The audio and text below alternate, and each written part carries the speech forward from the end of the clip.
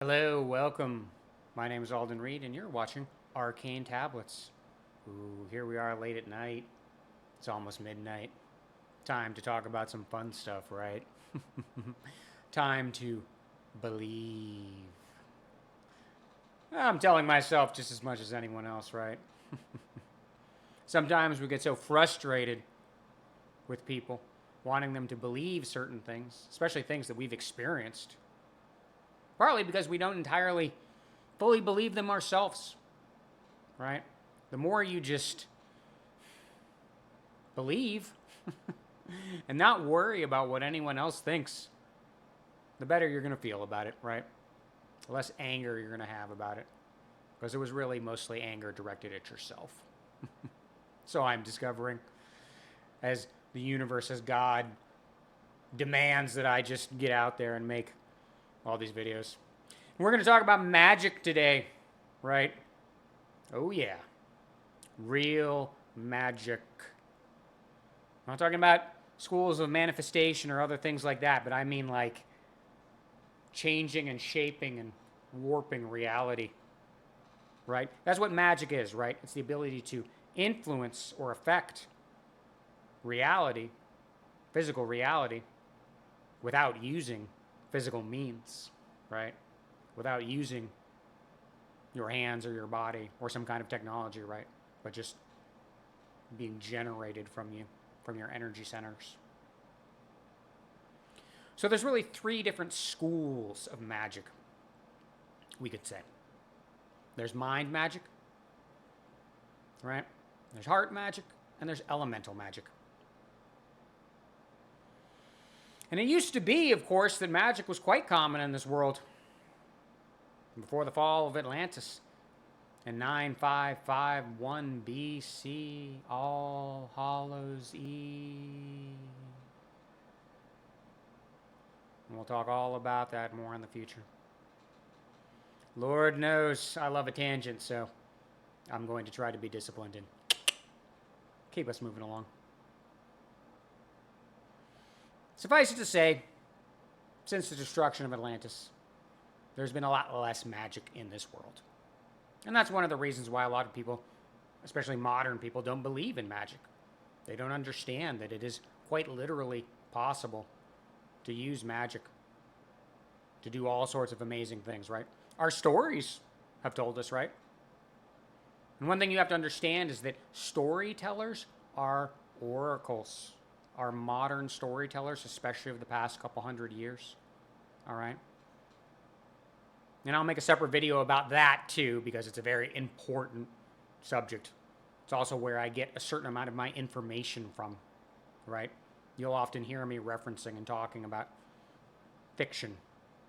But really, there's a great deal of truth in that fiction. Anyways, we'll talk more about that later too. So mind magic is also what I like to call the triple T. Telepathy, telekinesis, and teleportation.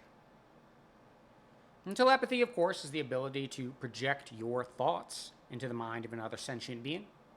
And telekinesis, of course, is the ability to manipulate physical objects around you, move them about and whatnot. And teleportation, when we're talking about mind magic at least, is the ability to teleport your physical vessel to other places in the world, or even to other worlds, or even to other dimensions, depending on just how powerful your teleportation magic is. And of course, with all magics, there's different levels and skills. So people might have the same magical aptitude, but that doesn't mean that they have the same level and can do all the same things. And I can't really get into too much of the details and the levels and the nuances, right? I will probably make some videos specifically talking about each school of magic. We can dive into it a little bit more in detail, right? But there's a great range. That's basically what you need to know. Now, the triple T is very rare. And it's also important to understand that these things tend to stack, right?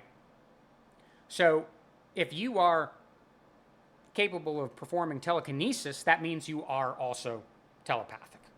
Now, you might be more powerful in telekinesis than telepathy, but still you're going to have some ability in both. And if you have the ability to teleport yourself, you're also going to have some aptitude in telekinesis and in telepathy. Although, again, it varies from person to person. And, of course, there's a very famous being who did indeed, or I should say who does indeed, have the triple T. He is known as Thoth the Magician, or Thoth the Atlantean, or many, many other names he has, indeed. And we'll talk all about Mr. Thoth in the future. For he is, I should say, he is the central character to so much of what has been going on here on this world, and indeed in the universe in recent history. Relatively speaking. Oh, you know, past 50,000 years or so. No big deal. Anyways, elemental magic. We all know what that is too. We've seen Avatar: The Last Airbender. It's the ability to wield and manipulate the natural elements. There's really 6 different main schools with sort of a 7th that I'll talk about in a second here. Of course, we all know the basic ones, right? Earth, air, water, and fire. Absolutely, right? But there's also light and shadow magic. Those are also considered to be elemental magics, right? And it's important just to explain that light magic is not inherently good, nor is shadow magic inherently evil. You can absolutely hurt people with light magic, and you can absolutely help people with shadow magic, right? And again, just like mind magic, there's a lot of difference in skill. Now, the 7th kind of elemental magic is called anti-magic or void magic. And this is magic that comes from the void realm or the 0 dimension.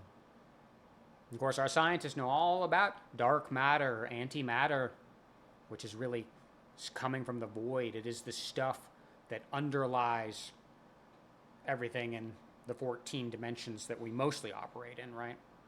The 0 realm, the 0 dimension is the 15th dimension. And everything originally came from the void, of course. That's why it sort of underlays everything. And anti-magic is also very powerful and very dangerous. The void realm is a very chaotic, destructive, masculine, aggressive place, right? And it sort of imitates other forms of elemental magic. It's a little bit hard to describe exactly how it works. But it is, technically speaking, its own branch, right? And like I said, there's all sorts of other subgroups, right? So you might be, you know, a lightning magic user or a sand magic user or an ice magic user, right? Which are subgroups within the main branches, right? And sometimes you can even sort of combine 2 elements together to create sort of a unique kind of elemental magic. Although that's a little bit more unusual. Most of the time, elemental magic users specialize in one of those 7 elements, basically. Okay? And the 3rd kind is heart magic. And heart magic is very special. And heart magic is really, we could also call it specialty magic or superhero magic. And it's the ability to develop other kinds of powers, which are very well documented in Marvel and DC comics and a lot of other late 20th century fantasy and fiction, right? And this can often be very powerful, like the ability to fly through the sky, or to turn your body practically to steel, right?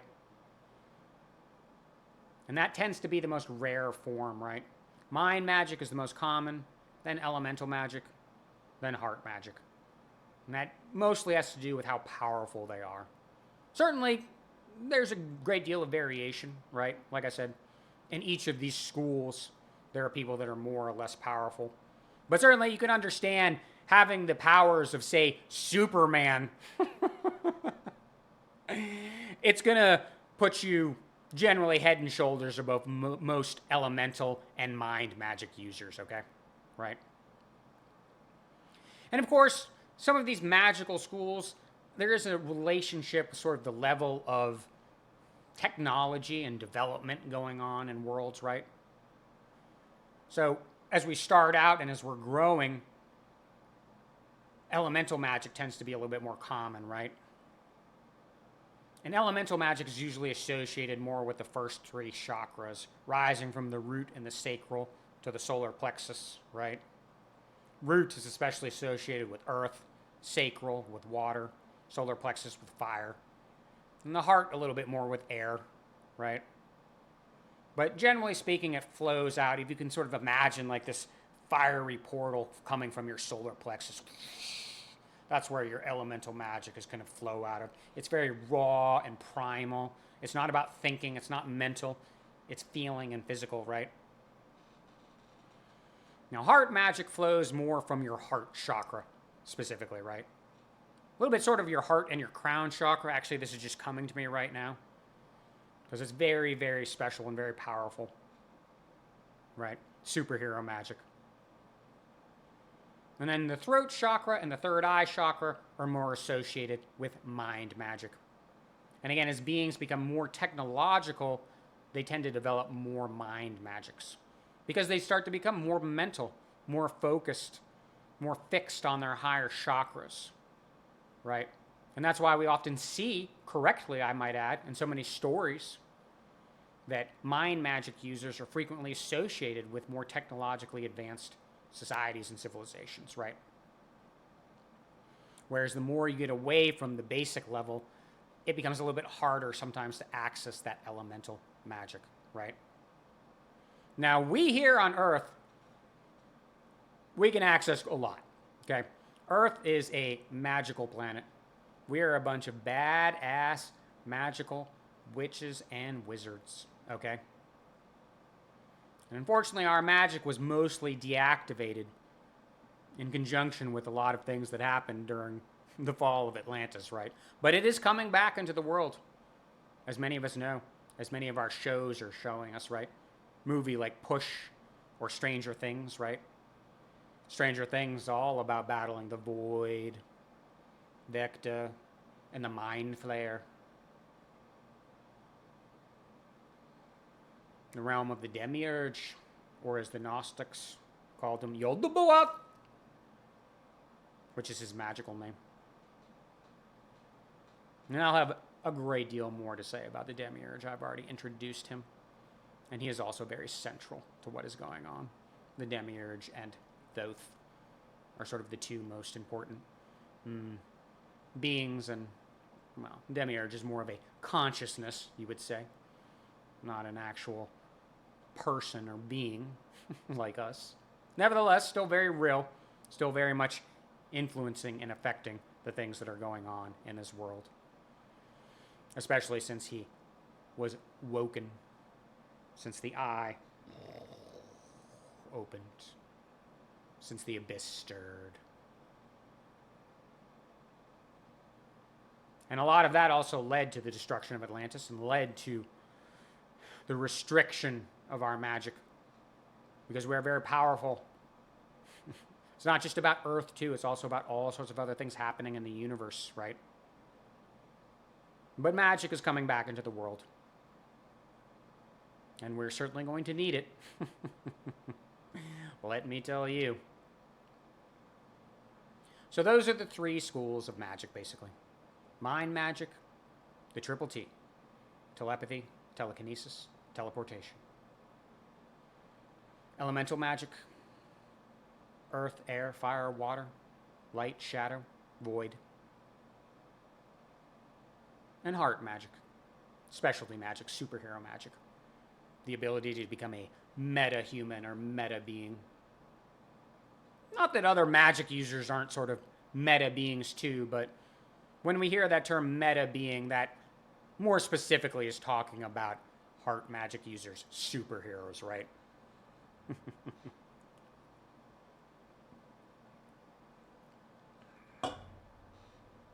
There's a lot more to say about magic, but I just wanted to introduce these things right here. And yes, this is all very real.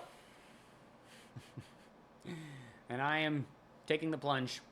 more and more every day, doing what the universe wants me to do, doing what God wants me to do, and tell you all about these things. I have so many more things, so many wonderful things to share with you. Just stick with me. You won't be disappointed. Thank you for watching this video. I want you to know that I love you very much, and that God loves you very much. And you are wonderful and beautiful and absolutely perfect just the way you are. I want you to know that although it is true, we are engaged in some pretty high-level, intense spiritual warfare right now, that there is a way through. There's a narrow path. There are timelines that we can find. Getting back to the beautiful, wonderful, positive, magical things and realities that we would all like to see brought back to this earth, right? Bringing heaven to earth once again. Many blessings. We'll see you again soon.